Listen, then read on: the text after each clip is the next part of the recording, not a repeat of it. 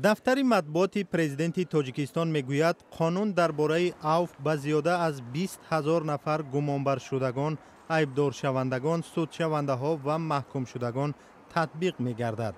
ба гуфтаи манбаъ, фарқияти авфи нав нисбат ба қонунҳои қаблӣ дар ин бора он аст, ки шумораи авфшавандаҳо зиёд мебошад.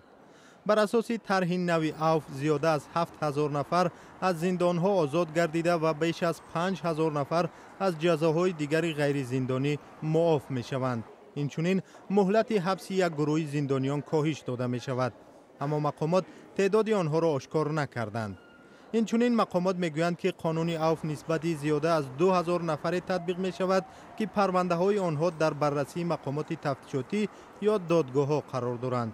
موافقی طرح نو زنان، نابالغان، مردانی از سن 55 ساله بالا، معیوبان گروه یکم، دوم و سوم، گرفتاران شماری از بیماری‌ها از جمله سیل از زندان‌ها آزاد کرده می‌شوند. بر پایه این طرح شرکت‌داران عملیات‌های جنگی در قلمرو کشورهای دیگر و شهروندان خارجی نیز شامل عفو می‌شوند.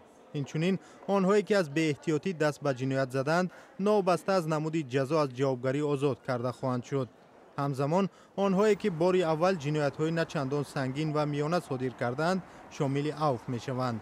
آنهایی که با اتهام‌های افراط‌گرایی، عضویت در گروه‌های ممنوع، برانگیختن کینه و عداوت ملی و مذهبی زندانی شدند، بر اساس قانون عفو آزاد نمی‌شوند و تنها مهلت ادای جزایشان کم کرده می‌شود. سالهای اخیر بر اساس این ماده‌ها ده نفر در تاجیکستان به زندان رفتند که در میانشان فعالان گروه‌های سیاسی نیز بودند. آخرین قانون عفو در تاجیکستان ماه آگوست سال 2016 به مناسبت 25مین سالگرد استقلال تاجیکستان قبول شده بود که بر اساس آن 12000 نفر محبوس و افراد گمانبر به صادر کردن جنایت‌های مختلف به نزد پیوندانشان برگشتند.